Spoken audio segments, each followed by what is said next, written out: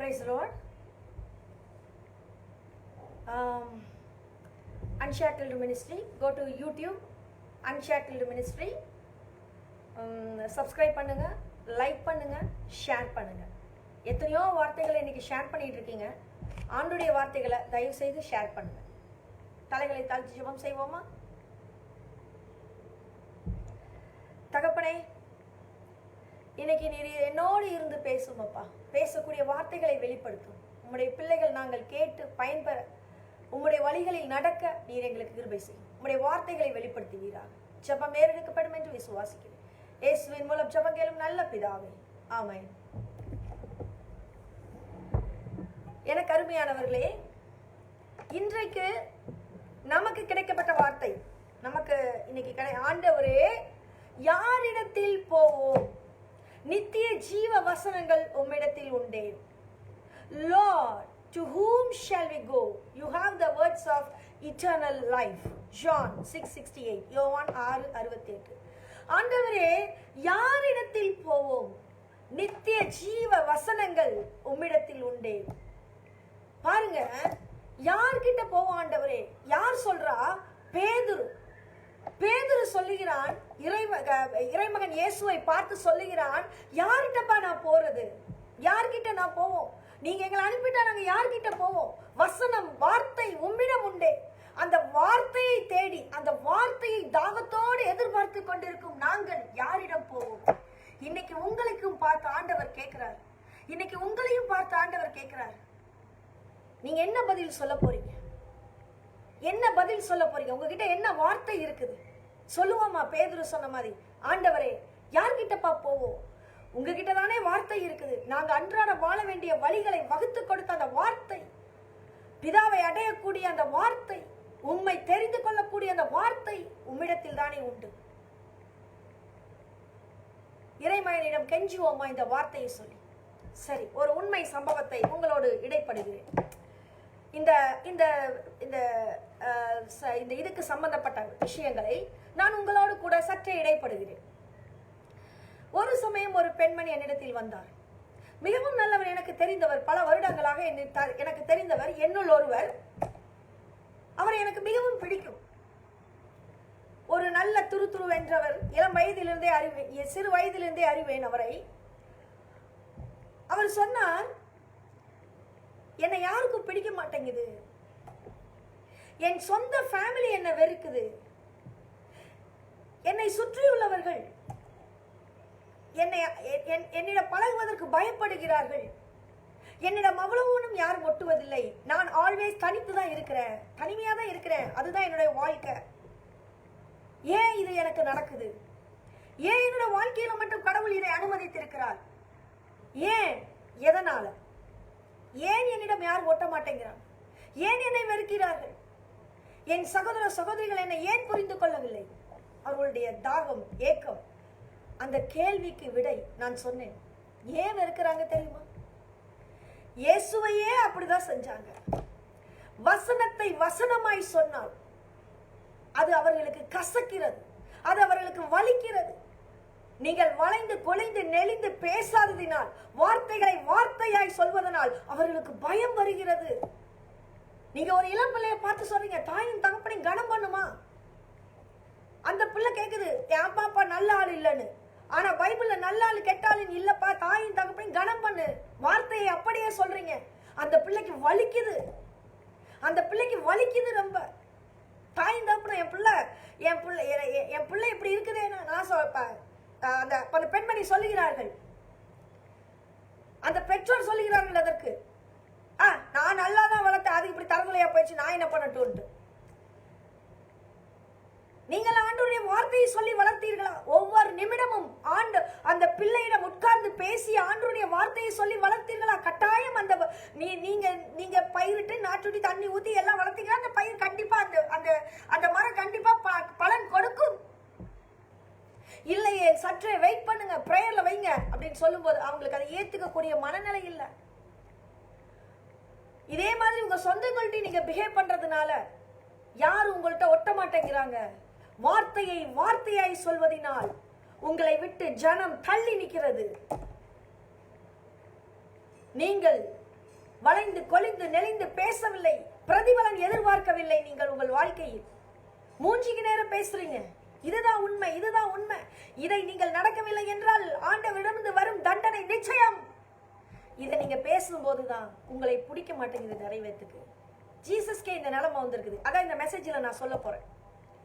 புரியுதா? ஜீசஸ்கே அந்த நிலைமையை அவர் சந்திச்சிருக்கிறாரு. தேவகுமாரனுக்கே அந்த நிலைமைன்னா, after all we all are human being. நமக்கு வராதா? யோசிச்சு பாருங்க. நம்மளை எத்தனை பேர் நேசிக்க முடியும் சொல்லுங்க? நமக்கு வராதா? கண்டிப்பா நம்மளும் அந்த பாடுகளினூடே கடந்து செல்கிறோம். புரியுதா? அந்த பெண்மணி அவங்களுக்கு ஒரு கிளாரிட்டி கிடைச்சது. ஓகே, நான் சொன்னேன் தொடர்ந்து இதையே ஃபாலோ பண்ணுங்க. ஒருத்தர்கிட்ட பிரதிபலன் வேணும்னு சொல்லிட்டு அவங்களுக்கு சாதகமா நீங்க பதில் பண்ணாதீங்க. சாதகமா இருக்கிறவங்களை எல்லாத்துக்கும் பிடிக்கும். வெளி உலகம் சொல்லும், அவங்க ரொம்ப நல்லவங்க தெரியுமா, மூஞ்சில் அடிச்சே பேச மாட்டாங்க தெரியுமா, அவங்க ரொம்ப அமைதியானவங்க, அவங்க எதுவுமே எதிர்த்து பேச மாட்டாங்க தெரியுமா அப்படின்னு வெளி உலகம் சொல்லும். அந்த புகழ் உங்களுக்கு வேண்டாம். உங்களை பார்த்து வெளி உலகம் சொல்லும், ஐயோ அந்த அம்மாவா மூஞ்சில் அடிச்ச மாதிரி பேசும், அந்த அம்மாட்ட எவன் பேசுவான், ஐயா அதுவா, அது வாய், அது சரியான ஆளு அப்படின்னு உலகம் உங்களை தூற்றும். ஆனா நீங்க கவலைப்படாதீங்க. நீங்க ஆண்டவருடைய பிள்ளை. ஆண்டவர் உங்ககிட்ட மட்டும்தான் பேசுறாரு, யார்கிட்டயும் பேசல. அதனால நீங்க அதுக்காக சந்தோஷப்படுங்க அப்படின்னு சொல்லி அவர்களை கவுன்சிலிங் கொடுத்து அனுப்பி விட்டேன். புரியுதா? இன்னைக்கு உங்களுக்கும் அதுதான் நான் சொல்லிட்டு இருக்கேன். உள்ளதை உள்ளபடி பேசுங்கள். வசனத்தை வசனமாய் பேசுங்க. வசனத்தை தப்பா எடுத்துட்டு திருச்சி பேசாதீங்க. ஆண்டவர் கிளியர் கட்டா சொல்லியிருக்கிறாரு. சரி, மெசேஜுக்குள்ள போவோமா? ஓடி போயிடாதீங்க தயவு செய்து. நின்று ஒவ்வொருத்தரும் மெசேஜை கேளுங்க. எத்தனையோ நான் திருப்பி என்னோட அங்கலாய்ப்பு என்ன தெரியுமா, என்னுடைய வருத்தம் என்ன தெரியுமா, நான் யூடியூபை பார்க்கும் போதெல்லாம் எத்தனையோ இதுக்கு எத்தனையோ கேஸ் மக்கள் பார்க்குறாங்க. எல்லாம் 13K 17K 18K 1000K தான். ஆனா ஆண்டவருடைய வார்த்தையை சொல்றவங்களுக்கு நீங்க செவி கொடுக்கறதே இல்லை. ஆனா கடைசி காலம் ஆயிடுச்சுங்க. என்னோட உயிரோட இருக்கும் காலத்துக்குள்ள சாத்தானோட ஆட்சி வரும். அதனால எச்சரிக்கையா இருக்கு. தயவு செய்து ஆண்டவருடைய வார்த்தையை கேளுங்க.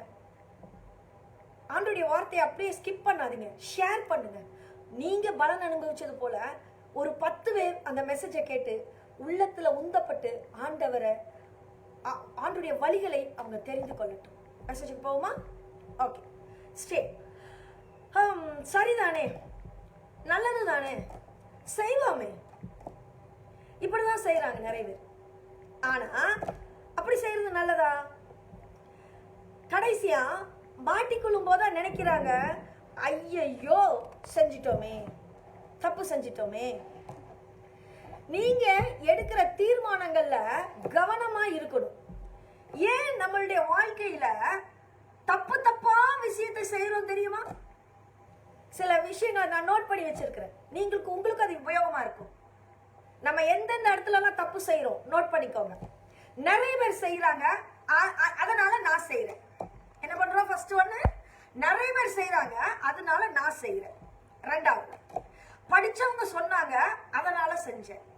மூணாவது, காலகாலமா பரம்பரையா எங்க கலாச்சார ரீதியா, எங்க மூதாதைகள் ரீதியா காலத்துல இருந்தே நாங்க செஞ்சுட்டு வரோம், அதனாலதான் I am also following that.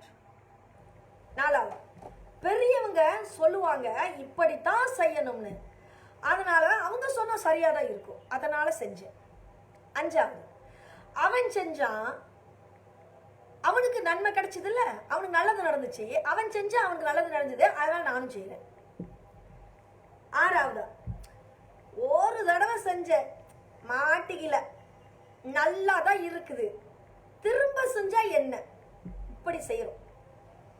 அடுத்ததா ஏழாவதா, ஏதோ செய்யறது, என்னமோ நடக்கிறது, நடந்தா சரிதானே, அப்படி ஒரு கூட்டம் செய்யுது. எட்டாவதா, என் மனசுக்கு சரின்னு பட்டுச்சு, நான் செஞ்சுட்டேன், அவ்வளவுதான். ஒன்பதாவது, நான் செய்யறது தப்புனா அந்த ஆண்டவன் என்கிட்ட சொல்லட்டும், நான் விட்டுறேன். அவர் என்னோட பேசுனா நான் அப்புறம் சாரி கேட்டுக்கிறேன். 10வது, ஏன் செஞ்சேன் தெரியுமா? கர்த்தரோட தீர்க்கதரிசி ஒருவர் மூலமா பேசினார். கர்த்தரோட தீர்க்கதரிசி ஒருவர் மூலமா பேசினாரு. ஒரு ஊழியக்காரன் என் தலையில கைய வச்சு தீர்க்க தரிசனம் சொன்னான். 11வது, ஏன் செஞ்சேன்னா நல்லா இருக்கு, செய்யறதுக்கு செய்யும் போது நல்லா ஜாலியா இருக்குது தெரியுமா? அப்படி இந்த 11 காரணங்களினால் தான் நாம ஒவ்வொரு விஷயத்தையும் செய்யறோம். நீங்க ஏதாவது ஒரு விஷயத்தை செஞ்சீங்கன்னா அதுல இந்த 11 காரணங்கள்ல ஒரு காரணம் இருக்கும். There will be one reason. இப்படி செய்யறதுனால பெரும்பான்மையானவை தோல்வியில, பிரச்சனையிலையும், வேதனையிலையும் தான் முடியுது. என்ன ஆண்டவர் கற்றுக் கொடுத்தாருங்க? என்ன ஆண்டவர் கற்றுக் கொடுத்தார்? இந்த 11 காரியங்களின் அடிப்படையிலே ஒன்றையும் செய்யாது. நீ எதை எப்படி செய்ய வேண்டும்? வார்த்தையின் அடிப்படை. புரியுதுங்களா? எதை எப்படி செய்யணுங்க? வார்த்தையின் அடிப்படையில செய்யணும். வார்த்தை என்ன சொல்கிறதோ அதை தான் செய்யணும். புரியுதா? வார்த்தைனா பரிசுத்த வேதாகமம் என்பது தேவனுடைய வார்த்தை. 66 ஆகமங்கள், 39 ஓல்டு டெஸ்டமென்ட் பிளஸ் 27 நியூ டெஸ்டமென்ட்ஸ், 66 பரிசுத்த வேதாகமம் தான் தேவனுடைய வார்த்தை. பிசாசு என்ன செய்யறான் தெரியுமா? சிலருக்கு புதிய ஏற்பாட்டின் மேல மட்டும்தான் ஆசை அதிகரிக்க வைப்பான். பழைய ஏற்பாடு தேவையில்லை. புதிய ஏற்பாடு எந்த அளவுக்கு முக்கியமோ அந்த அளவுக்கு பழைய ஏற்பாடு முக்கியம். பழைய ஏற்பாடு எந்த அளவுக்கு முக்கியமோ அதே அளவு புதிய ஏற்பாடு முக்கியம். இரண்டும் சேர்ந்ததுதான் வார்த்தை, வேதாகமம், பைபிள். இப்ப நான் சொல்றத நல்லா கவனிங்க. இதை தாண்டி நீங்க அடுத்த இது தேவனுடைய வார்த்தை கிடையாது. இப்ப நான் ஒரு சர்ப்ரைஸ் இது சொல்றேன் பாருங்க, கேட்டுக்கோங்க. இப்போ வேதத்தை எழுதிய சிலரே வேறு புத்தகங்களையும் எழுதி இருக்கிறாங்க. என்னன்னு கேக்குறீங்களா? யாருன்னு கேக்குறீங்களா? உதாரணமா சாலமோன். நம்ம சாலமோன் ஞானத்தின் தலைவர், நம்ம தலைவர், ஞான மனுஷனுக்கே நம்மள அப்படிதான் நினைக்கிறோம். நானும் பெரிய அறிவாளிப்பா, பெரிய அறிவாளி. அவர் தலைவர் தான். அவர் என்ன எத்தனை புத்தகம் எழுதியிருக்கிறாருங்க பைபிள்ல? சொல்லுங்க. போன ட்ரிப் சொன்னேன், நீதிமொழிகள், உன்னத பாட்டு, பிரசங்கி, 3 புத்தகம் எழுதியிருக்கிறாரு. அது போக இது 3 தான் பைபிள்ல இருக்கு. வேறொரு புத்தகம் எழுதியிருக்கிறாரு, அதாவது சாலமோனின் ஞானம், எக்லீசியாஸ்டிகஸ் ஒரு அந்த ரெஃபரன்ஸுக்கு அவ்வளவுதான்.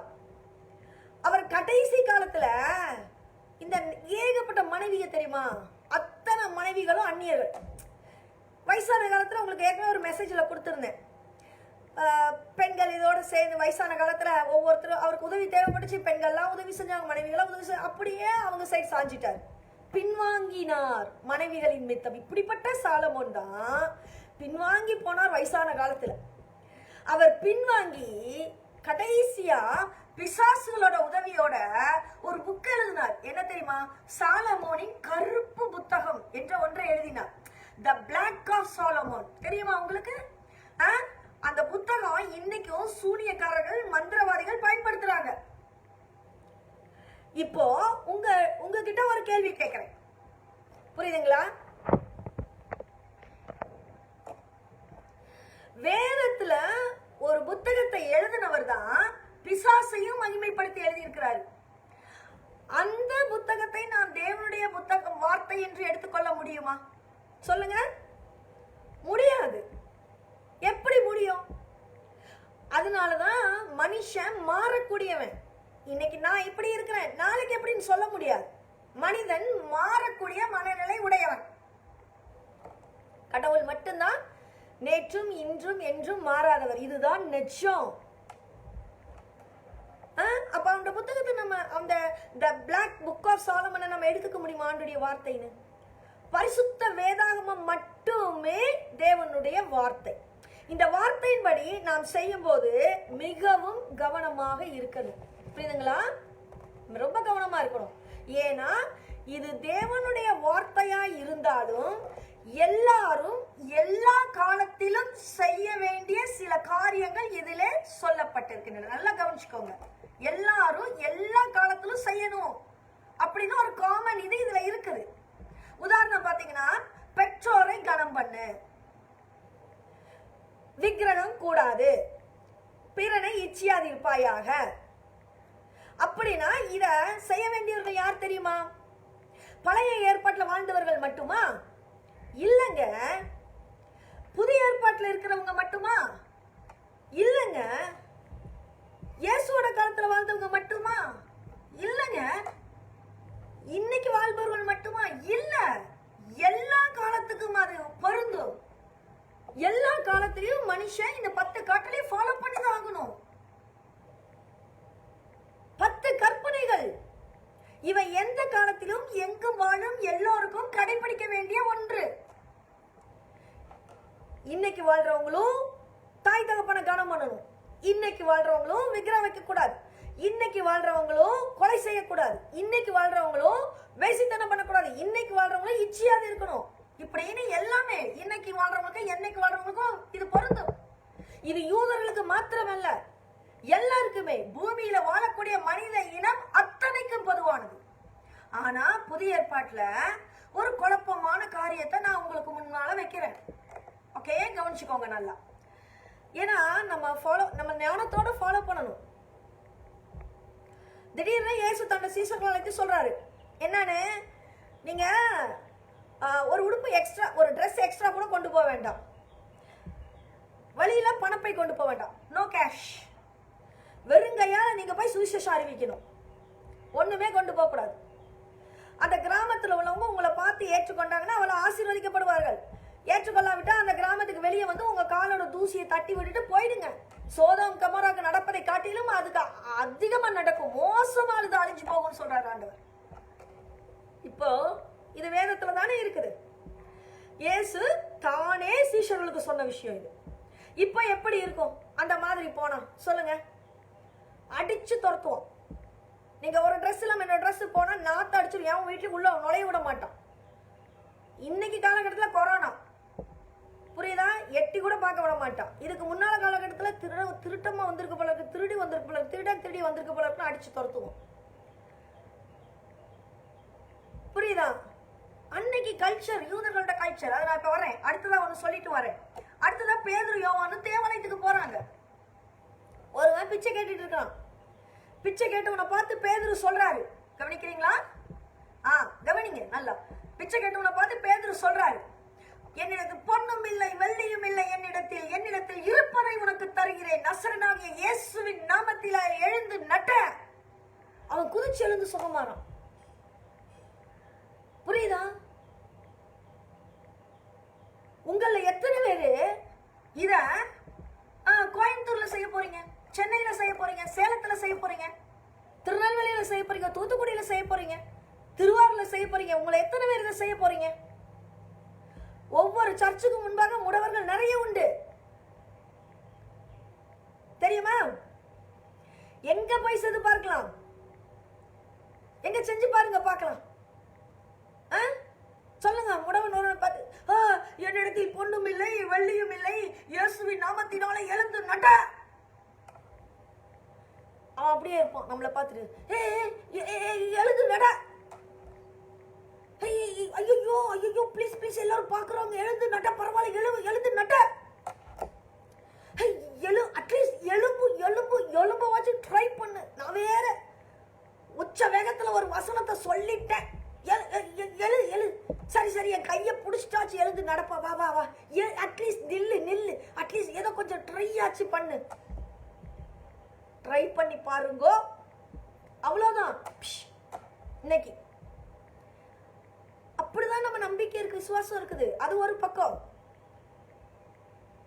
அற்புதங்கள் இன்றைக்கும் நடக்கின்றன, அது உண்மை, அது நெச்சம். ஆனா சில காரியங்கள் இன்றைக்கானவை அல்ல. யூத கலாச்சாரத்தின்படி யூதர்கள் ஒரு கிராமத்திற்கு போனா அவங்க யூதர்களை வரவேற்று தங்கள் வீட்டிலே தங்க வைத்து மாற்று உடுப்பு கொடுப்பார்கள். எலிசா விஷயத்திலே படிச்சிருப்பீங்க, ஒரு லேடி சொன்னமே. ஆகவே வேதத்தில் உள்ள காரியங்கள் இன்றைக்கு சில காரியங்கள் பொருந்தாது. என்னோட பேரண்ட்ஸ் ஒருத்தர், என்னோட பேரண்ட்ஸ் ஒருத்தர் அவர் என்கிட்ட வந்து சொன்னாரு, மேடம், கடவுள் என்னை, நான் வந்து இப்போ இந்த இடத்துல ஜாப் பண்ணிட்டு இருக்கேன், இதுல எனக்கு கம்மி சம்பளம், நான் ஆண்டவரை நோக்கி கூப்பிட்டேன், அதனால வந்து ஆண்டவர் வந்து என்னை என்னை இங்கிருந்து அங்கே பெங்களூர் எங்கேயோ சென்னையோ பெங்களூர் எங்கேயோ மாற்றி விட்டார், நான் அங்கே போகிறேன். நான் கேட்டேன், பிரதர் இங்கே நல்லா தானே சம்பாதிச்சுட்டு இருக்கிறீங்க, நல்ல ஸ்கூலு, நல்ல பையன், நல்ல ஃபேமிலி, அமைதியா இது வாழ்ந்துட்டு இருக்கீங்களே. நான் கேட்டேன், உண்மையாக இது நடந்த சம்பவம். எனக்கு அருமையானவர்களே, இந்த 2 வருஷத்துக்கு முன்னாலே இது நடந்த சம்பவம். 1.5 வருஷம் 2 வருஷம் இருக்கும், மோஸ்ட்லி 2 வருஷம் இருக்கும் நினைக்கிறேன், ஐ திங்க் சோ. பிரதர் நல்லா தானே இருக்கிறீங்க, பின்ன ஏன் போறீங்க, எதுக்காக போறீங்க? கடவுள் கொடுத்தது போதும் என்று குடும்பத்தோட அமைதியாய் சமாதானமாய் வாழலாமே. ஏதோ ஒரு வேகத்தில் அப்படி எனக்கு என்னவோ தோணுச்சுன்னு கேட்டேன். அவர் என்ன பார்த்துட்டு இப்படி மேலே கீழே பார்த்துட்டு சொன்னாரு, கர்த்தர் பேசினாரு, அங்க அவர் என்ன உயர்த்த போறார் தெரியுமா? நான் கேட்டேன், அப்படியா ப்ரோ, கர்த்தர் உங்ககிட்ட எப்படி பேசினாரு? வசனத்தின் மூலம் பேசினார். எந்த வசனத்தின் மூலமா பேசினார் பிரதர்? நான் உன்னை உன் தேசத்துக்கு திரும்ப கொண்டு போய் அங்கே உன்னை நாட்டுவேன், நீ அங்கே வளர்ந்து பெருகி ஆசீர்வாதமாய் இருப்பாய். என்ற தெய்வமே, பாபிலோனிலே அடிமைகளாய் போயிருந்த யூதர்களுக்கு ஆண்டவர் சொன்னது, உங்களை திரும்ப திரும்ப இஸ்ரவேலுக்கு கொண்டு உங்களை இஸ்ரவேலுக்கு கொண்டு போவேன், அங்கே உங்களை நாட்டுவேன் என்று சொன்னார். ஐயோ, இது யூதர்களுக்கு சொன்னதப்பா. நான் சொன்னேன் அவரை பார்த்து, இது ஆபிரகாமின் சன்னதியாகிய இஸ்ரவேலுக்கு சொன்னது. ப்ரோ நீங்க தப்பா நினைச்சிருக்காதீங்க உங்களுக்குன்னு. அப்போ அவர் சொன்னார், நானும் ஆபிரகாமின் சன்னதி தானே மேடம், பேச முடியல, சரி போங்கன்ட்டு போனா. அங்க பாவம் மேஜர் ஆக்சிடென்ட், டெத், செத்துட்டார்.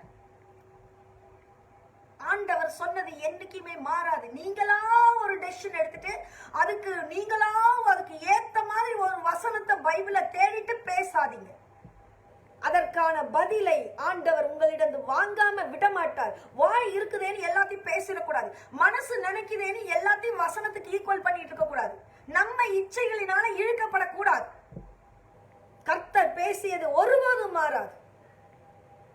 நம்ம மனசுக்கு இஷ்டப்படி நம்ம ஒரு வசனத்தை எடுத்து இதுதான் ஆண்டவர் என்னோட பேசினாரு அப்படி சொல்லாதீங்க. நிறைய பேர் இந்த தப்பெல்லாம் பாவம் பண்ணிக்கிட்டு இருக்கிறோம். நம்ம சாத்தான் நம்மளை அப்படி ஏவிக்கிட்டு இருக்கா, நமக்கே தெரியல. பைபிள்ல சில விஷயம் சில பேருக்கு அந்த நேரத்துல கொடுத்தது விளங்குதா உங்களுக்கு? ஒரே ஒரு தடவை ஒரு கழுதை ஒரு பாஸ்டருக்கு பிரசங்கம் பண்ணிச்சு. நல்லா கேட்டுக்கோங்க, பைபிள் எந்த சொல்றேன்னு உங்களுக்கு தெரியும், கழுதை பேசிச்சுனாலே. ஒரே ஒரு தடவை ஒரு கழுதை ஒரு பாஸ்டருக்கு பிரசங்கம் பண்ணிச்சு. இதுக்காக நான் கோயம்புத்தூர்ல போய் செட்டி வீதியா செட்டிப்பாளையமா எங்கேயாவது ஒரு கழுதையை கண்டுபிடிச்சு, கர்த்தாவே இந்த கழுதை மூலமா என்னோடு பேசும் அப்படின்னு கழுதை கிட்ட போய் பேசு, அது பேசாது, அது இப்படி பார்க்கணும் நம்மள, பேசு பேசு பேசு பேசு, இயேசுவின் நாமத்தினால பேசு சொன்னா கழுதை பேசுமா? கொஞ்சம் புத்தி வேணும். விளங்குதா உங்களுக்கு? விளங்குதா அன்பானவர்களே? வேதத்தில் இருக்கிற சில விஷயங்கள் எக்ஸ்க்ளூசிவ்லி, அதாவது அவர்களுக்கு பிரத்யேகமாக கொடுக்கப்பட்டது. இன்னொரு காமெடி சொல்லவா? சிலர்லாம் சொல்லுவாங்க, கோல் மிதிக்கும் தேசமெல்லாம் தருவேன் என்று சொன்னீரே ஆண்டவரே. கால் மிதிக்கிற தேசமெல்லாம் நமக்கு கிடைக்கிறாண்டா, கேட்ட பைபிள் சொல்லுது, நீ விசுவாசிக்கிறது இல்லைங்கிறாங்க. எப்படி பேசுறாங்க பாத்தீங்களா? விசுவாசிக்கிறது இல்லை நீ. இந்த வார்த்தையை கேட்டு ஒருத்தர் சொல்லிருப்பான், ஒரு தீர்க்கதரிசி சொல்ற, நீ விசுவாசி, கால் மிதிக்கிற தேசத்தை எல்லாம் கடவுள் உனக்கு தருவாருன்னு. அவனு விசுவாசி மிதிப்பான். இது இஸ்ரவேல்காரனுக்கு போயிட்டு அங்க மிதிக்க சொன்னது. ஆண்டவர் அதை மிதிச்சவனுக்கு கொடுத்துட்டாரு. இன்னைக்கும் அது அவங்களோட கையில தான் இருக்குது. நம்ம ஆளு போயிட்டு இவங்க பேச்செல்லாம் கேட்டுட்டு பைபிள்ல சொல்றத வச்சுட்டு என்ன பண்ணுவான் தெரியுமா?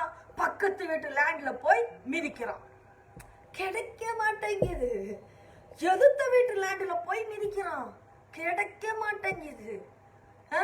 ஓடி போய் பார்க்கு கவர்மெண்ட் பார்க் லேண்ட மிதிக்கிறான், கிடைக்குது இல்ல. மிதிச்சு மிதிச்சு மிதிச்சு மிதிச்சு விசுவாசத்துல மிதிக்கிறாராமா அவரு. அவன் நம்மளையே மிதிப்பான் நாளைக்கு. ஆமாவா இல்லையா? அப்போ இந்த வசனம் எங்களுக்கு என்றால் கால் மிதித்த இடம் எல்லாம் கிடைச்சிருக்கணுமேயா, ஏன் கிடைக்கல? அன்பானவர்களே, சில விஷயங்கள் ஆண்டவர் யாருக்கு சொன்னார் என்பதை நாம் கண்டுபிடிக்க வேண்டும். பைபிள் முழுக்க தேவனுடைய வார்த்தையா இருந்தாலும் நாம் மிகவும் கவனமாக கண்டுபிடிக்க வேண்டும் எதை கர்த்தர் எனக்கு சொல்லுகிறார் என்று. புரியுதா? இதை எப்படி ஒரு சராசரி விசுவாசியால கண்டுபிடிக்க முடியுமா? முடியாது. இதை ஒவ்வொரு விசுவாசியும் ஏற்றுக்கொள்ளதான் வேணும். ஏற்றுக்கணுங்க. அதனாலதான் ஆண்டவர் உங்களுக்கு போதகர்களை, மேய்ப்பர்களை வைத்திருக்கிறார். பாஸ்டர்ஸ், ரெவரண்ட், ஃபாதர் எல்லாத்தையும் வச்சிருக்கிறார். அதுக்கு தான் இவாஞ்சலிஸ்ட் எல்லாரும் எக்ஸெட்ரா, பைபிளை போதிக்கிறவர்கள் எல்லாம் எக்ஸெட்ரா. சபையின் போதகர்களே, மேய்ப்பர்களே, உங்களுக்கு பெரிய பொறுப்பு இருக்கிறது தெரியுமா? தயவு செய்து கேளுங்க. உங்களுக்கு பெரிய பொறுப்பு இருக்கிறது. வசனத்தை சரியாக கற்றுக்கொள்ளுகிற ஒரு பொறுப்பு, சரியானபடி ஜனங்களை வழி நடத்துகிற ஒரு பொறுப்பு, அது ஒவ்வொருத்தருக்கும் இருக்குது. இதுக்குதான் சபையில ஒரு ஊழியமே இருக்குது. பழைய இதெல்லாம் இருந்தது, ஆலோசனை ஊழியம். நீங்க தொடங்குற எந்த வியாபாரமா இருந்தாலும், எந்த வேலையா இருந்தாலும், உங்க ஜெப வாழ்க்கையை அது பாதிக்குமா? சர்ச்சுக்கு போற நேரத்தை, கிழமையை அது பாதிக்குமா? பாதிக்கும் என்றால் ஊழியக்காரர்களே, ரெவரண்ட் அவர்களே, பாஸ்டர்ஸ் அவர்களே, மிஷனரி நடத்துகிறவர்களே, தைரியமா இருக்கணும். சர்ச் மெம்பர்ஸ்க்கு இதை சொல்றதுக்கு புரியுதா? தைரியம் வேணும். இதை செய்ய வேண்டாம். விசுவாசிகளுக்கு, சர்ச் மெம்பர்களுக்கு அதே போல கீழ்ப்படிதலும் வேண்டும். வேண்டான்னு சொன்னதை செய்யாம இருக்கிறதுக்கு. இன்னைக்கு அநேக விசுவாசிகள் என்ன செய்யறாங்க தெரியுமா? வியாபாரங்களை தொடங்குறாங்க. கடைசியில ஃபர்ஸ்ட் வந்து ஜெபம் பண்ணி தொடங்குவாங்க. ஜெபம் பண்ணுங்க பாஸ்டர், ஜெபம் பண்ணுங்க. ஒரு சைடு ரெவரண்ட கூட்டு வருவாங்க, ஒரு சைடு ஃபாதரை கூட்டு வருவாங்க, ஒரு சைடு பாஸ்டரை கூட்டு வருவாங்க, ஒரு சைடு மிஷனரி எல்லாத்தையும் கூட்டு வந்து ஜெபம் பண்ணுவாங்க. பிசினஸ் சும்மா ஸ்டார்ட் ஆயிடுச்சுன்னு வைங்க, சும்மா அப்படி பீக்ல ஃபிளைட் ஏற மாதிரி ஏறிடுச்சுன்னா கடைசியில ஜெபிக்க நேரம் இல்ல. Bible reading no time. சர்ச்சா நோ டைம். இன்னைக்கு நிறைய பேர் ஆலோசனை பெற்றுக்கொள்வது கிடையாது. ஆனா இன்னைக்கு ஆலோசனை ஊழியங்கள் இருந்தது. ஆலோசனை பெற்றுக்கொள்ளும் போது கூட தங்களுக்கு விருப்பமானதை தான் பெற்றுக்கொள்ள விரும்புகிறார்கள். இன்னைக்கு புரியுதுங்களா? தங்களுக்கு விருப்பமானதை பெற்றுக்கொள்ள விரும்புகிறார்கள். இன்னைக்கு வாழ்ற அநேக ஊழியக்காரங்களுக்கு முதுகெலும்பே கிடையாது. தப்பா எடுத்துக்காதீங்க. நான் கொஞ்சம் ஹார்ஷா சொல்றேன்னா, வேதத்தை, வேத வசனத்தை வசனமாய் சொல்லுங்கள். மிஞ்சினது அது ஆண்டவர் பார்த்துப்பார். தீமையினால் உண்டாயிருக்கும். முதுகெலும்பு இல்லை இன்னைக்கு.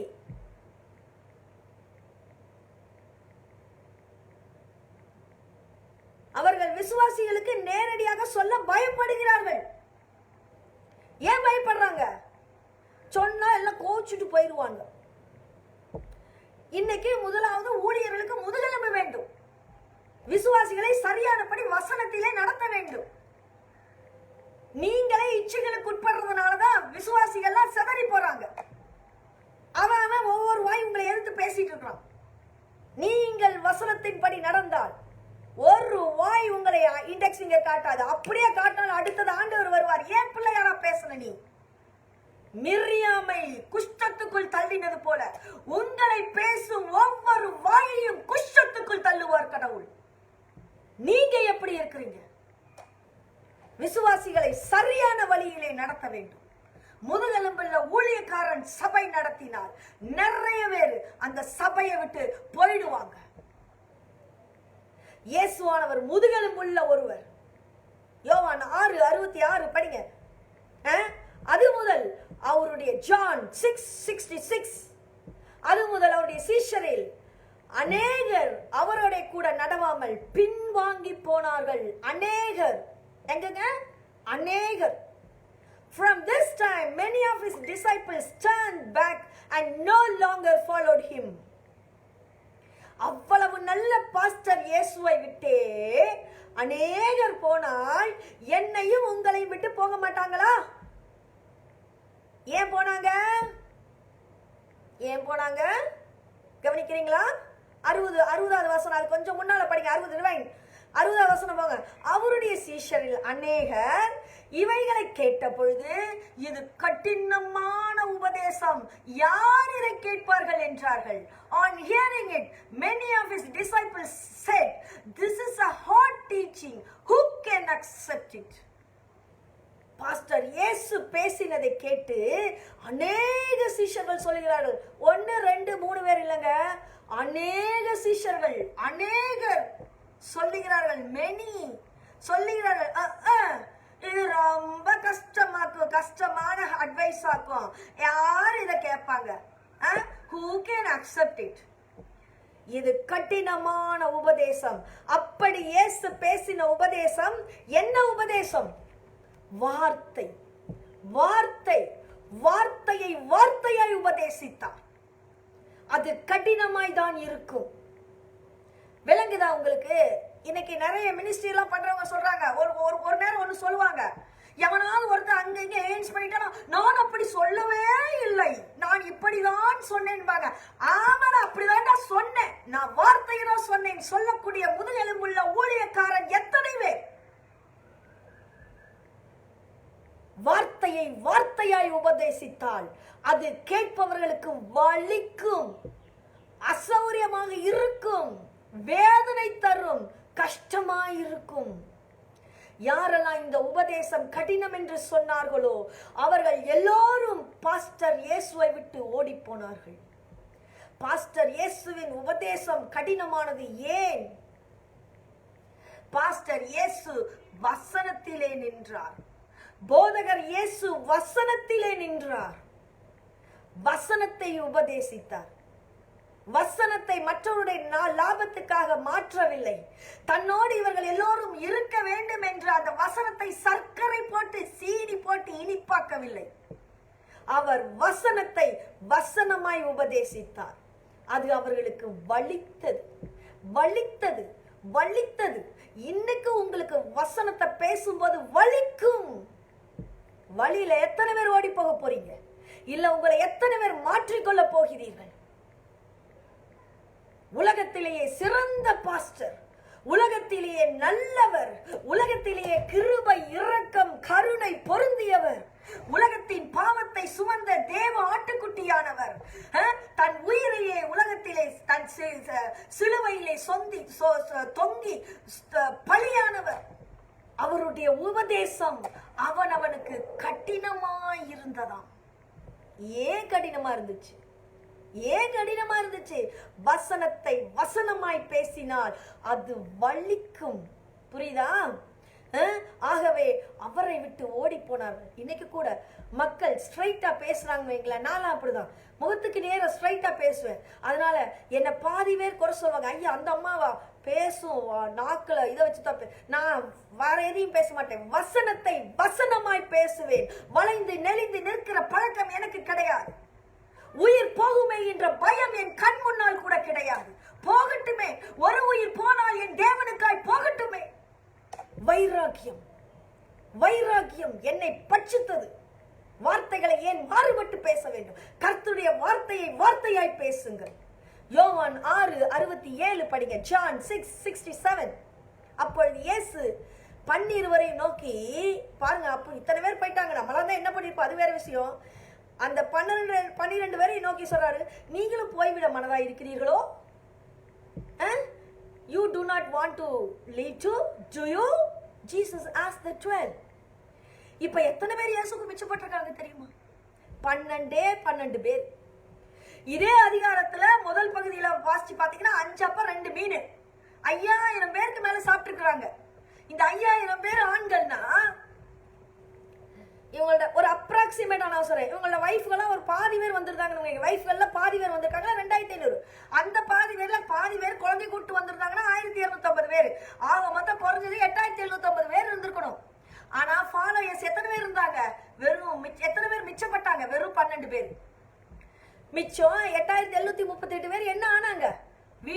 போயிட்டாங்க. ஏன் போனாங்க? என்னத்துக்கு போனாங்க? எதுக்கு போனாங்க? போனதுக்கான ஒரு காரணத்தை சொல்லுங்க பார்க்கலாம்.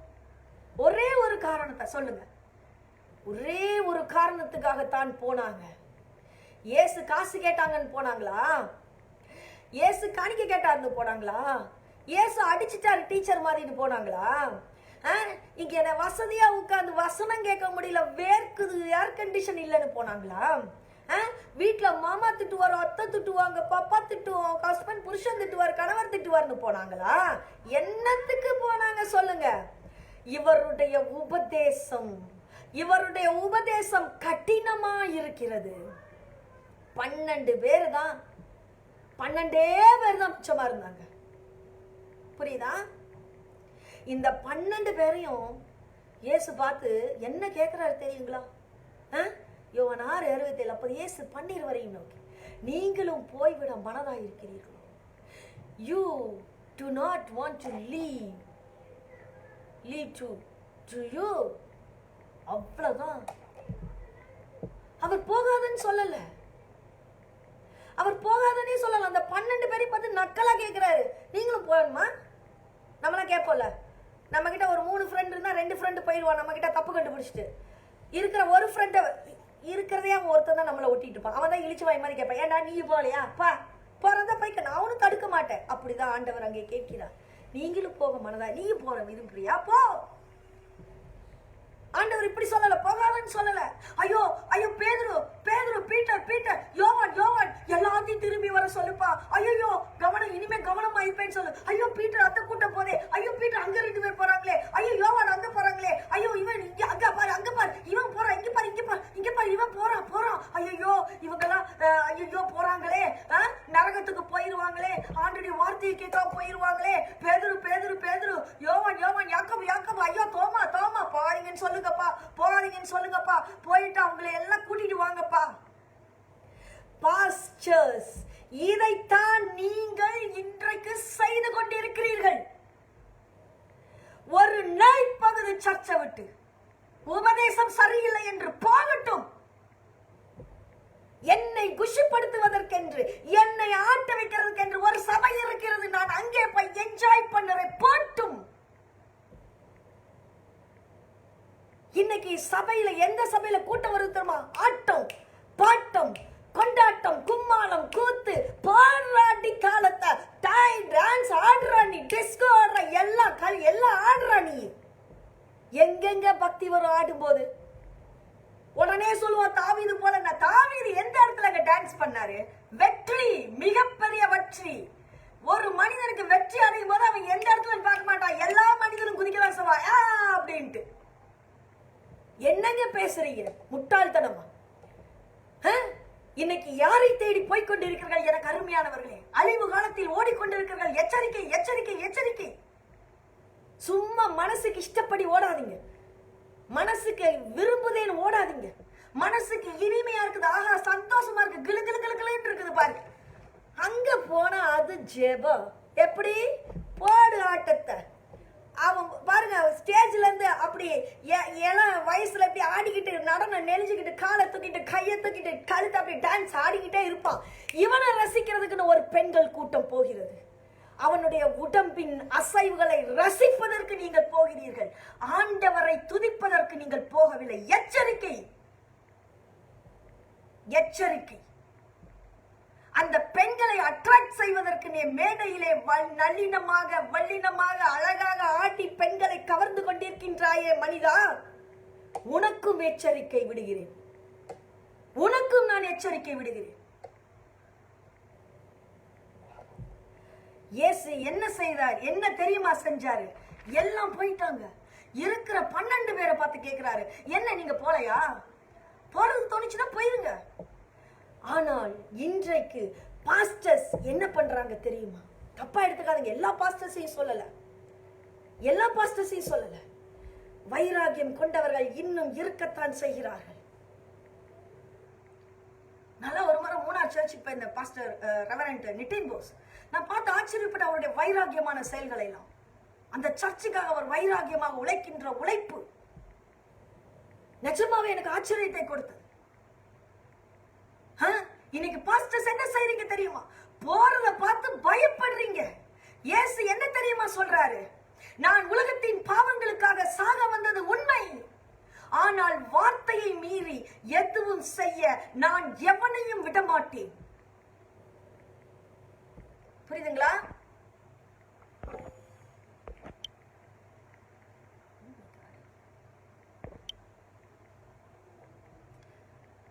நீங்களும் போறது. அதற்கு பேதுரு சொல்றாரு பாருங்க, யோவான் 6:68. ஜான் பாருங்க, சீமோன் பேதுரு அவருக்கு பிரதியுத்தரமாக, ஆண்டவரே யாரிடத்தில் போவோம்? நித்திய ஜீவ வசனங்கள் உம்மிடத்தில் உண்டு. Lord, to whom shall we go? You have the words of eternal life. 12 பேர் ஏன் போகல தெரியுமா? வசனம் உம்மிடத்தில் இருக்கிறது ஆண்டவரே, அற்புதம் உம்மிடத்தில் இருக்கிறதே என்று சொன்னானா பேதுரு? நல்லா கவனிச்சு பாருங்க. ஐயோ, அற்புதம் உங்ககிட்ட இருக்குது ஆண்டவரே, எவ்வளோ பெரிய அற்புதம்லாம் நீங்க செய்றீங்க, எப்படி ஆண்டவரே உங்களை விட்டு போவோம்னு சொன்னாரா பேதுரு? சொன்னாரா? ஆனால் அற்புதம் இருந்தும் இயேசுவினிடத்தில் பேதுருவுக்கு இயேசுவின் அற்புதம் தேவைப்படவில்லை. இயேசுவினிடத்தில் நிறைய ஆசீர்வாதங்கள் இருந்தது, ஆனால் பேதுருவுக்கு அந்த ஆசீர்வாதம் தேவைப்படவில்லை. வசனம் இருக்கிறது. எனக்கு அற்புதம் தேவை என்றால் எனக்கு இயேசு மாத்திரம் தேவையில்லை. இன்னைக்கு நிறைய பேர் அற்புதம் செய்யறாங்க. நித்யானந்தா பாத்தீங்கன்னா அப்படியே அற்புதம் செய்யறாங்க. இங்க இது வருது, அங்க ஏதாவது என்னென்னமோ நடக்குது. மந்திரவாதிகளை தேடி போலாம், அற்புதம் வேணும், சூரியக்காரங்களை தேடி போலாம், சாஸ்திரக்காரங்களை தேடி போலாம். அற்புத அடையாளங்கள் வேண்டும் என்றால் யாரிடம் வேண்டுமானாலும் போகலாம். ஆனால் இயேசுவினிடத்தில் வருவதற்கு ஒரே காரணம்தான் வசனம். உம்மிடத்தில் வசனம் உண்டு ஆண்டவரே, உம்மிடத்தில் வார்த்தை உண்டு ஆண்டவரே, உம்மிடத்தில் ஜீவ வார்த்தை உண்டு ஆண்டவரே, உம்மிடத்தில் நித்திய ஜீவ வார்த்தை உண்டு ஆண்டவரே.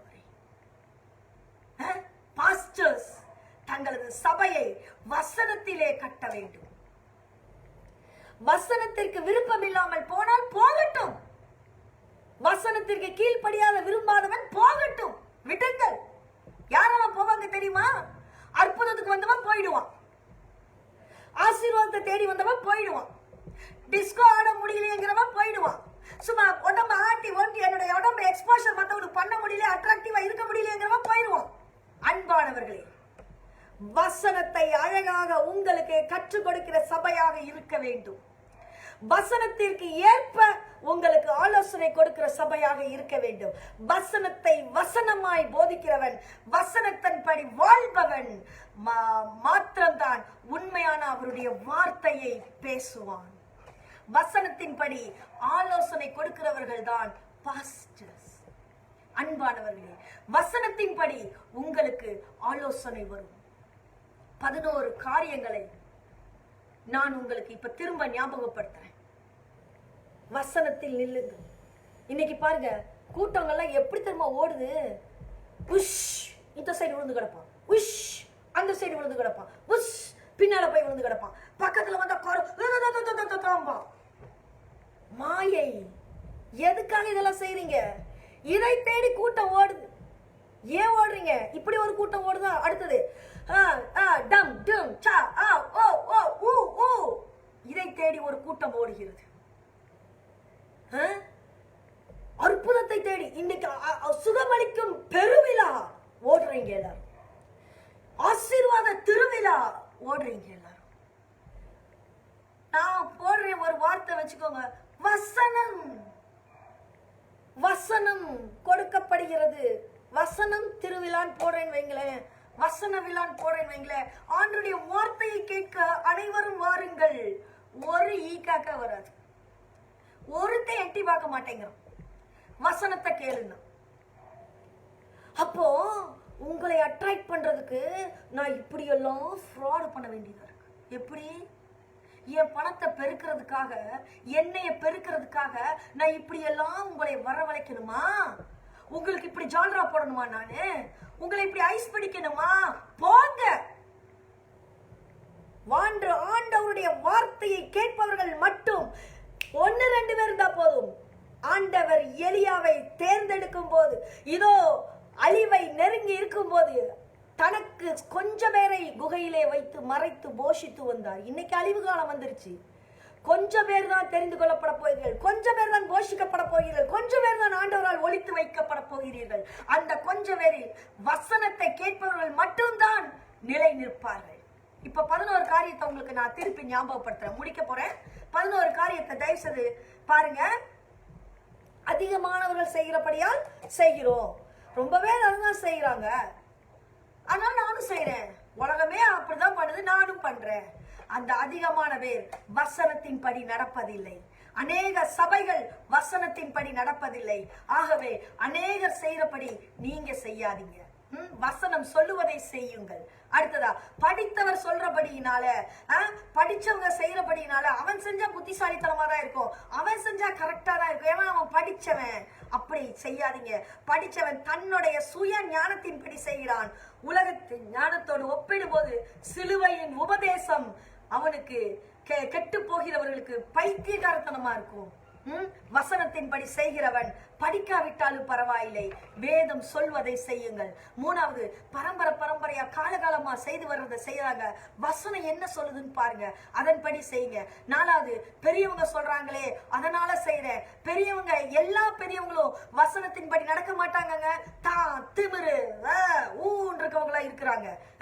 நான் தான் பெரியவன், என் அட்வைஸ், என் அனுபவம், என் வாழ்க்கை, என் இது பெருமை. நிறைய பெரியவங்க வசனத்தின்படி நடக்கிறதே இல்லை. நடந்தா அவங்க குடும்பம் கட்டப்பட்டிருக்கும், பரம்பரை கட்டப்பட்டிருக்கும். அப்படி செய்யாதீங்க. வசனம் என்ன சொல்லுதோ நீங்க யோசிச்சு செய்யுங்க. மற்றவர்கள் செய்து ஐயோ அவன் செஞ்சா அவனுக்கு நன்மை கிடைச்சது, அது மாதிரி நானும் செய்வேன் தெரியுமா, செய்யாதீங்க. வசனம் சொல்றத செய்யுங்க. முதல் ஒரு தடவை செஞ்சேன், மாட்டிக்கல, இப்போ அதையே திரும்பி செய்வேன். என் ஸ்டூடெண்ட் ஒருத்தர் தான் எக்ஸாம்ல நான் போறேன், அழகா அட்டியில பிட்டு பேப்பரை வச்சு அந்த ஸ்டென்சில் கட்டிங்க வச்சு அழகா காப்பி அடிச்சுட்டு இருக்கிறோம். என்னடா இவன் பார்த்தா, அவன் பேப்பர் பார்த்தா ஒயிட்டா தான் இருக்குது. நான் பாட்டுக்கு நான் பிரின்சிபல் அப்படி செக் ரவுண்ட்ஸ் வரும்போது இதை நான் பார்த்துட்டேன். அப்புறம் அவன் உத்து பாக்குற பார்த்து சம்திங் ராங் நினைச்சிட்டு நான் அவன்கிட்ட அவனை கொஞ்சம் ஆஃபீஸ்க்கு வர சொன்னேன். கொஞ்சம் ஒரு நிமிஷம் வாப்பா ஆஃபீஸ்க்கு, அந்த மேடமுடைய அந்த ஃபைல் அந்த சேர் கொஞ்சம் எடுத்து போட வரியா அப்படின்னு அவனை நைஸா கூட்டிட்டு போனேன். I don't want to insult that student in front of all. நான் கூட்டிட்டு போயிட்டு அவன்கிட்ட சொன்னேன், தம்பி நீ காப்பி அடிக்கிறல்ல அப்படின்னா. இல்ல மேடம், சத்தியமா இல்ல, நான் காப்பியெல்லாம் அடிக்க மாட்டேன், சத்தியமா இல்ல மேடம், சத்தியமா இல்ல மேடம், என் மேல சத்தியமா, உங்க மேல சத்தியமா இல்ல மேடம். அடே தம்பி, சின்ன விஷயங்களுக்கு நீ போய் சொல்லாத. மேடம்க்கு உண்மையை சொன்னா பிடிக்கும். மேடம் பாரு, நீ காப்பி அடிக்கிறேன்னு தெரிஞ்சு எல்லாரும் முன்னாலே உன்னை நான் காட்டி கொடுத்தேனா? நான் நினைச்சா உன்னை அப்ப எந்திருடா, ஸ்டென்சில் கட்டிங் உன் பேப்பர் கடையில இருக்குடா, நீ அதை பார்த்து தான் எழுதுறடா, இம்பார்ட்டன்ட் கொஸ்டின்ஸ் மார்க் பண்ணி வச்சுட்டு எழுதுறடா, நான் உன்னை சொல்லியிருக்கலாம் இல்ல? நான் அப்படி சொன்னேன், அப்படி நடந்தேன் நான் இன்டீசென்டா? நான் I want you to change. நீ மாறணும். அதுக்காக தான் உன்னை இவ்வளோ பவ்யமா இவ்வளோ பணிவா உன்னை இங்க கூட்டிட்டு வந்திருக்கேன்டா தம்பி, சொல்லுடா. சொல்றான், மை டியர் ஸ்டூடெண்ட் சொல்லப்பா அப்படின்னு.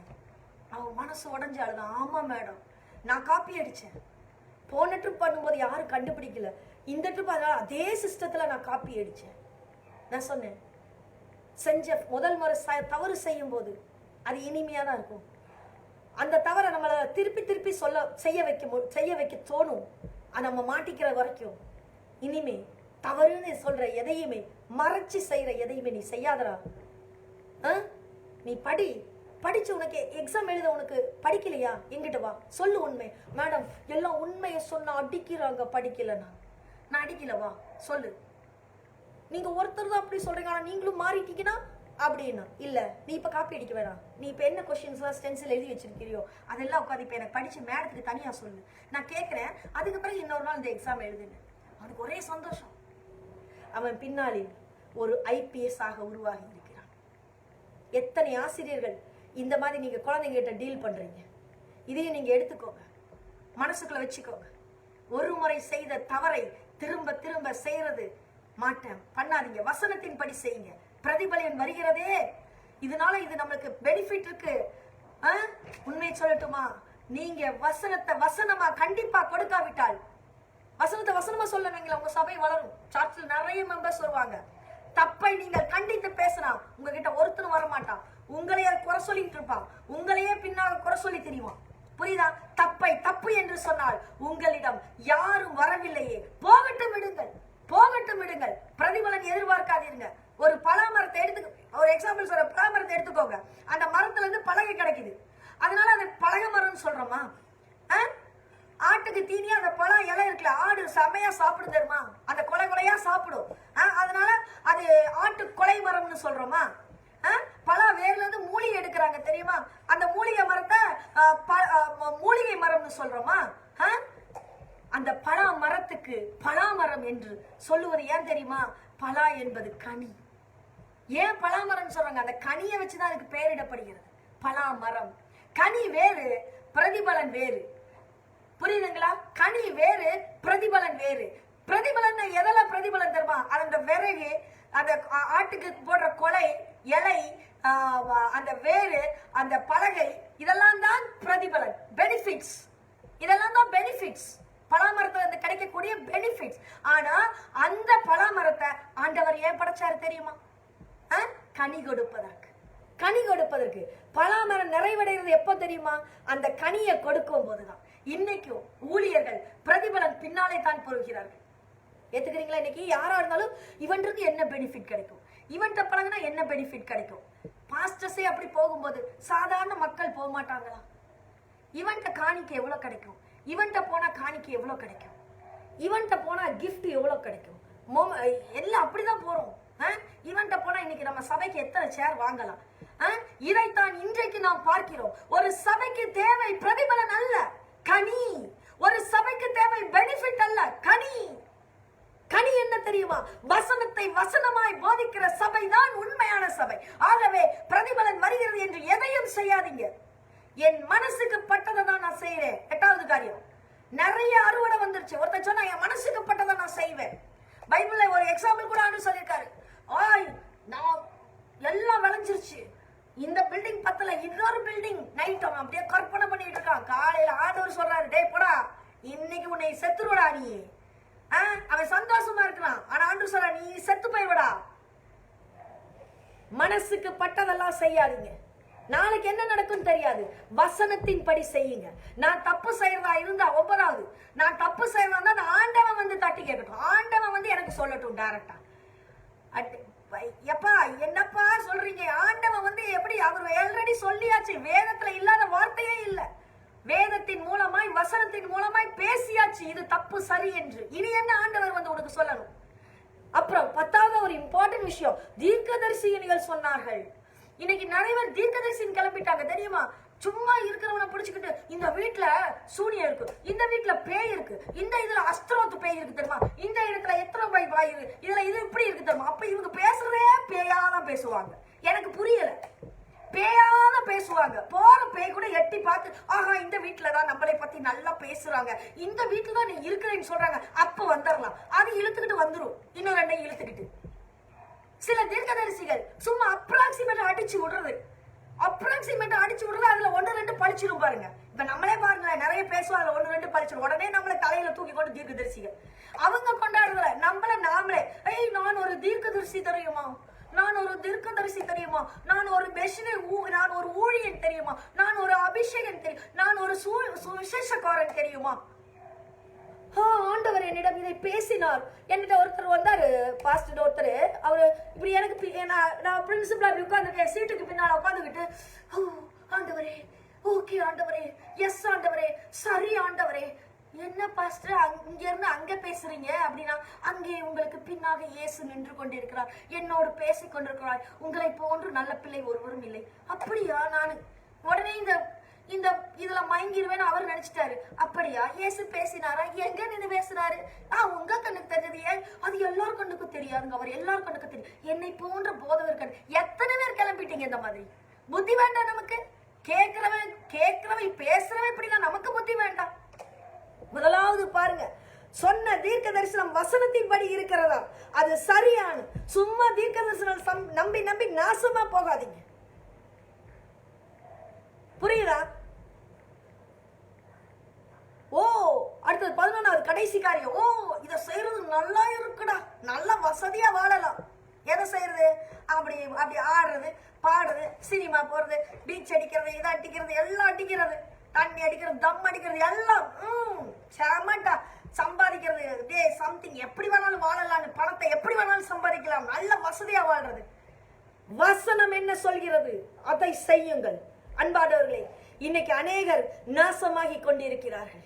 வசனத்தின்படி வாழாமல் அந்த 11 காரியங்களை முன்வைத்து வேலை செய்கிறபடினாலே இன்றைக்கு அவருடைய பாதத்திலே அமர்ந்து தீர்மானித்துக் கொள்ளுங்கள். நீங்கள், ஆண்டவரே, இன்றிலிருந்து உங்களுடைய வசனத்தின்படி வாழ விரும்புகிறேன்.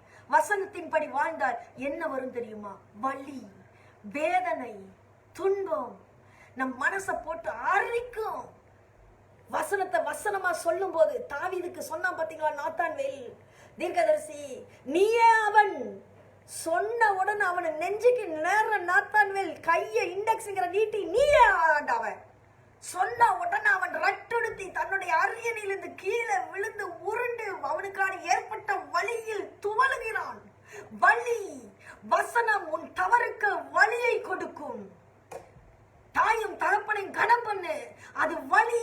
கனம் பண்ணாதவர்களுக்கு வேதனையை கொடுக்கும். நமக்கு அப்படியே இங்கே ஒரு வலி வரும். ஐயோ ஆண்டவரை, நான் தவறு செய்தேன். வலி, இச்சியாது இருப்பாயாக. பிறனுக்குள்ள யாவை இன்றையும் இச்சியாது இருப்பாயாக. இங்க வரும் பாருங்க, ஐயோ நான் என்னெல்லாம் இச்சித்து வாழ்ந்தேன், இவனோட சுட்டனே அவனோட சுட்டனே, இவன் நிலத்தை பிடிக்கிட்டனே அவன் நிலத்தை பிடிக்கிட்டனே, இவனை பிரிச்சனே அவனை பிரிச்சனே, கணவன் மனைவி இடையில பூந்து பிரிச்சனே, ஐயோ இந்த அம்மாவி பிள்ளை பிரிச்சனே. எப்படி வலி வலி வலி. ஆகையால் தயவு செய்து வலிக்குதே, குத்துதே, கொடையுதே, வசனத்தின்படி அப்படின்னு சொல்லி வசனத்தின்படி நடக்காம போயிடாதீங்க. வசனம் யாரிடத்தில் இருக்கிறது என்று பேதுரு அறிந்திருந்தான். யாரிடத்தில் போவோம் ஆண்டவரே? நித்திய ஜீவ வசனங்கள் உம்மிடத்தில் உண்டே. நம்மளும் வசனத்தை தேடி போவோமா? பேதுருக்கு தெரிஞ்சதுங்க, வசனத்தை தேடி ஆண்டவர்கிட்ட தான் அந்த வார்த்தை இருக்குது. நீங்க அற்புதங்களை தேடி, ஆசீர்வாதங்களை தேடி ஓடாதீங்க, வசனத்தை தேடுங்க. ஆண்டவர் உங்களை ஆசீர்வதிப்பார். வசனத்தை தேடினீங்கன்னா உங்களுக்கு வலி, ஆனால் உங்கள் வாழ்க்கை செவ்வைப்படும். ஜெபம் செய்வோமா? ஜெபம். கண்களை மூடுங்க.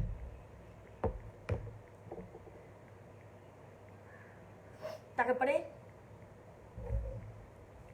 தகப்பனே, இந்த வார்த்தைகளை கேட்ட நாங்கள் உம்முடைய பாதத்தில இருந்து ஜெபிக்கிறோம் அப்பா. உம்முடைய வசனம் எங்கள் கால்களுக்கு தீபம்.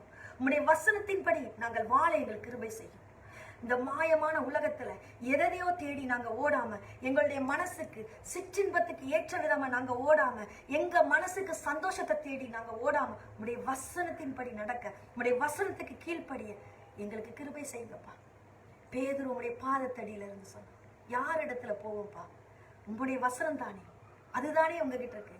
அதுக்காக தானே இந்த 12 பேர் இங்க தவிச்சு போய் தாகத்தோட நின்றுட்டு இருக்கிறோம், அந்த வசனத்தை பெற்றுக்கொள்ள. அதே போல ஆண்டவரே, நாங்களும் உங்களுடைய பாதத்திலிருந்து கெஞ்சுகிறோம், எங்களை ஏற்றுக்கொள்வீராக. இயேசுவின் மூலம் ஜெபம் கேளும் நல்ல பிதாவே, ஆமென். எனக்கு அருமையானவர்களே, யூடியூப் போங்க, அன்ஷாக்கில்டு மினிஸ்ட்ரி கிளிக் பண்ணுங்க. தயவு செய்து லைக் கொடுங்க, ஷேர் கொடுங்க. எத்தனையோ ஆத்துமாக்கள் தொடப்படட்டும் ஆண்டவருடைய வார்த்தைக்கு. இதை நீங்க ஒரு ஊழியமாவே செய்யுங்க. ஆண்டவருடைய வார்த்தை பரவட்டும். தேங்க்யூ.